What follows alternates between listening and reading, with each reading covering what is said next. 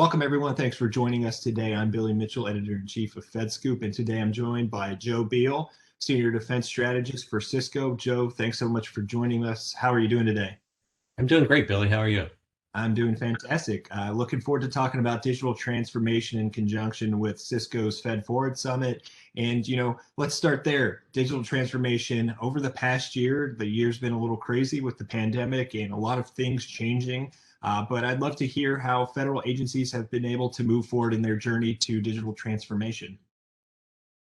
Yeah, it has been a really interesting year. The pandemic was one of the biggest drivers, obviously. It made everyone think about work, and coming to the conclusion that it's really what you do vice where you do it. So the rise of the hybrid workplace has been very important. We've seen continued outsourcing to cloud, and those two together really have driven a need for a different look at security. So zero trust architectures have become even more prominent. There really is no perimeter anymore. The end user is that perimeter. And then I would say with those, DevSecOps, looking at how you develop your applications with security in mind from the beginning, how do you deploy them more rapidly, and how do you experiment with capabilities so you minimize risk at getting them out into the workforce. Those are some of the focus areas I've seen this last year. In another area that I think we've seen a lot is emerging technologies like AI and others. So I was curious, what emerging technologies are on the horizon that you think will be able to make a major impact across federal operations, and why would you say they're important?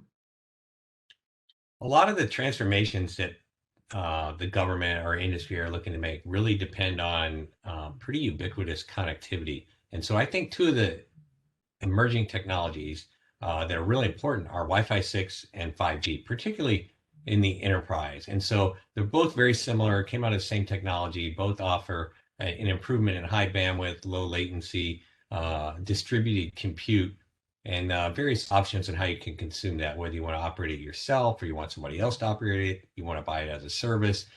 And so I think particularly they're both going to really change how people can use wireless. And 5G is also going to change as an enterprise capability, not just a consumer capability. That's very interesting. I agree. I think 5G is going to be a big one in the coming years. One of the big topics that we heard about at the summit this year was this platform-centric view of IT. So I'd love to ask you about that. And as agencies look to achieve mission success, how can that platform-centric view sort of empower them?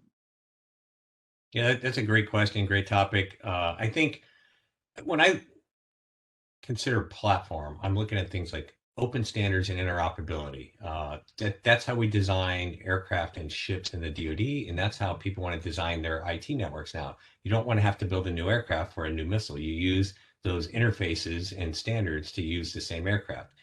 And really, that's what the federal government and even commercial customers are looking at, optimizing their business, their mission from end to end with this platform. And that could be even with industrial aspects in it, like a shipyard.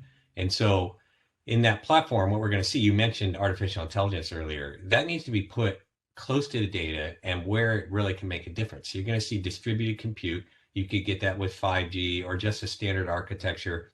And really, you want to get a roadmap that gets you on a path to build and leverage that platform so that your investments really keep you on that timeline, and that you can build in automation, artificial intelligence across the board in your platform. And then you can look at different ways to consume that, whether that needs to be a software subscription or as a service you get from somewhere else. And so the whole platform approach really does change the game with a very intense focus on that mission or business journey and the desired outcomes. That's great. Joe, as we close out here, I'd love to ask, about the what we talked about in the first question, which really is, the move to virtual and doing work anywhere. So as federal agencies continue to support their workforces to succeed in their mission from anywhere, any place, anytime, how are they able to do that successfully amid, the continuation of COVID-19? Right. It's been extremely challenging in many ways, but it's been a journey to what the workforce can and wants to do. And so the hybrid workplace and how we collaborate is probably changed forever. And we're going to look at new ways, to use that workforce. It also changes dynamic in office space. Frequently, government agencies really struggle with the amount of office space or lab space. And so now you can do some things in a hybrid work environment, or you can put some things in the cloud to remove some of that demand for compute space or laboratory space, and relieve some of that pressure on the building that they have to maintain all those offices. And then really that brings zero trust into full focus. If you have this collaborative workspace, you have the cloud, you move to new technologies like 5G, the perimeter is gone. So zero trust, establishing that trust every time a device or a person accesses the network is very critical.